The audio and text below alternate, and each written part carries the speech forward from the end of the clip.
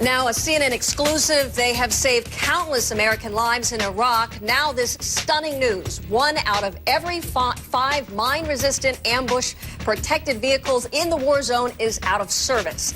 CNN's Pentagon correspondent Barbara Starr joining us. Barbara, what can you tell us about this? Well, Suzanne, it is one of the most important programs to protect soldiers in the field, and it is a program in trouble. The MRAP, the mine-resistant ambush-protected vehicle, has kept thousands of U.S. troops safe. Its V-shaped hull is the best protection against IEDs.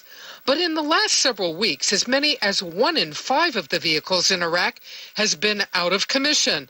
There haven't been enough spare parts to keep the fleet in working order, several military officials tell CNN. Commanders insist it's not a crisis, at least not yet. The problem? As U.S. fatalities rose from roadside bombs last year, the Pentagon began rushing more than 5,000 MRAP vehicles to Iraq. The supply chain for spare parts couldn't keep up.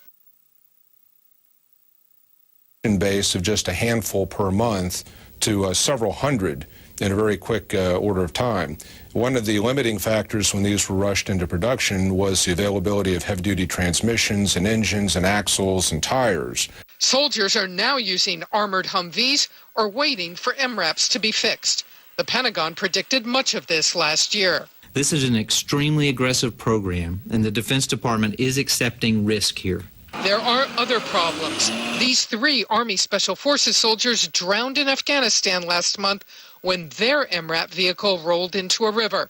Investigators found the heavy weight and high center of gravity made the vehicle vulnerable to catastrophic rollovers. The Pentagon still plans to spend $22 billion to eventually put 12,000 MRAPs on the front lines. Now, Suzanne, officials tell us in the last couple of weeks things have gotten a bit better as they have gotten more of those critical spare parts to the field, but there are still problems with the MRAP. They're now finding that they are still vulnerable to some roadside bombs, so they're adding more armored protection to them.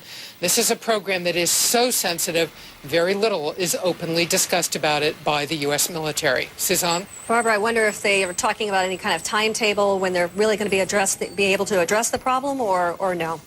Well, it's going to be several weeks to months before they really get that full supply parts chain into place. Think of it this way, Suzanne.